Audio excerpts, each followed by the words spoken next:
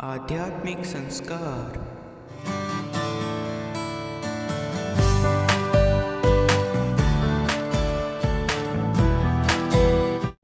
About Almighty Krishna's Bani.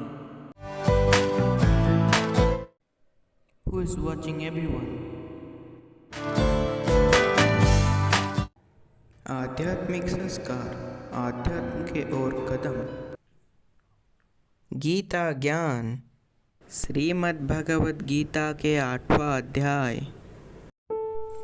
इस प्रकार भगवान के वचनों को न समझकर अर्जुन बोले, हे पुरुषोत्तम, जिसका आपने वर्णन किया है वह ब्रह्म क्या है, आध्यात्म क्या है, कर्म क्या है और अधिभूत नाम से क्या कहा गया है, अधिदेव नाम से क्या कहा जाता है। हे मधुसूदन, यहाँ अधिदेव कौन है और यहाँ इस शरीर में कैसे हैं,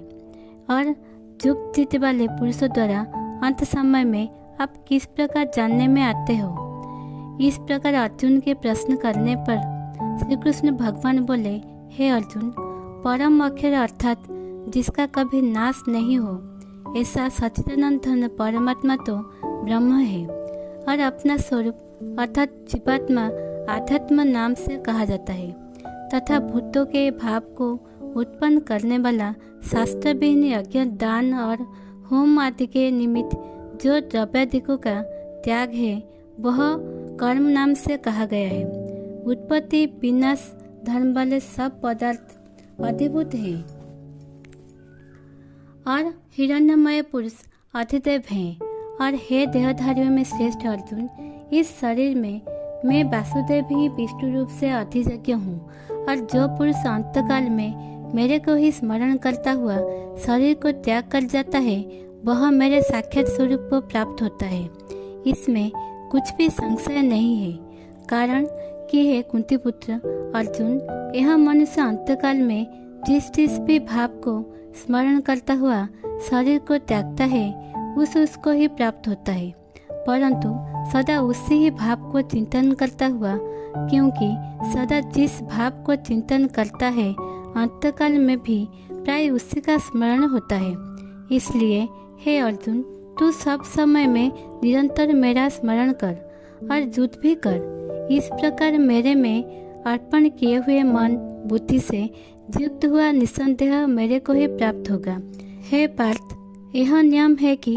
परमेश्वर के ध्यान के अभ्यास स्वरूप योग से युक्त अन्य तरफ न जानने वाले चित्त से निरंतर चिंतन करता हुआ पुरुष परम प्रकाश स्वरूप दिव्य पुरुष को अर्थात परमेश्वर को ही प्राप्त होता है। इससे जो पुरुष सर्वज्ञ अनादि सबके नियंता, सूक्ष्म से भी अति सूक्ष्म, सबके धारण पोषण करने वाला अत्यंत स्वरूप, सूर्य के सदृश नित्य चेतन प्रकाश स्वरूप, अविद्या से अति परे शुद्ध सच्चिदानंद परमात्मा को स्मरण करता है, वह भक्तियुक्त पुरुष अंतकाल में भी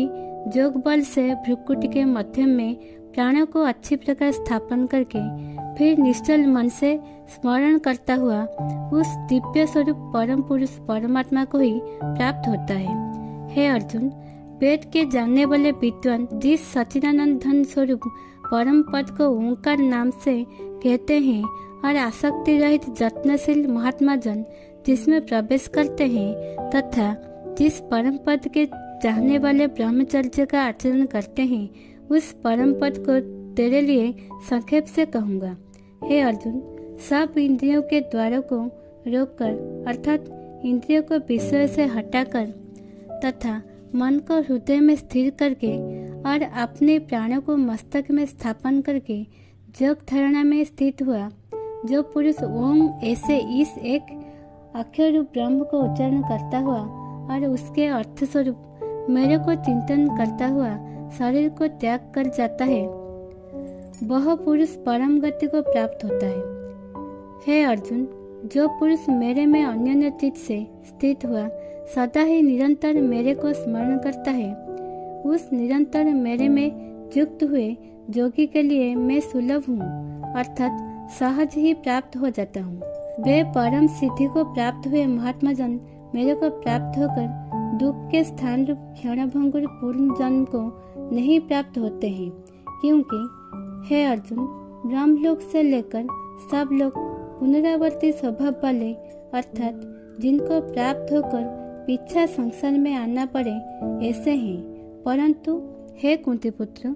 मेरे को प्राप्त होकर उसका पुनर्जन्म नहीं होता है, क्योंकि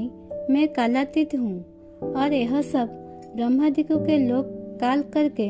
अवधि वाले होने से अनित्य है। हे अर्जुन, ब्रह्मा का जो एक दिन है उसको 1000 चौकड़ी युग तक अवधि वाला और रात्रि को भी 1000 चौकड़ी युग तक अवधि वाली जो पुरुष तत्व से जानते हैं अर्थात काल करके अवधि वाला होने से ब्रह्मलोक को भी अनित्य जानते हैं, वे जोगीजन काल के तत्व को जानने वाले हैं। इसलिए वे यह भी जानते हैं कि संपूर्ण दृश्यमान भूतगण ब्रह्म के दिन के प्रवेश काल में अव्यक्त से अर्थात ब्रह्म के सूक्ष्म शरीर से उत्पन्न होते हैं और ब्रह्म के रात्रि के प्रवेश काल में उस अव्यक्त नामक ब्रह्म के सूक्ष्म शरीर में ही लय होते हैं। वह ही यह भूत समुदाय उत्पन्न होकर प्रकृति के वश में हुआ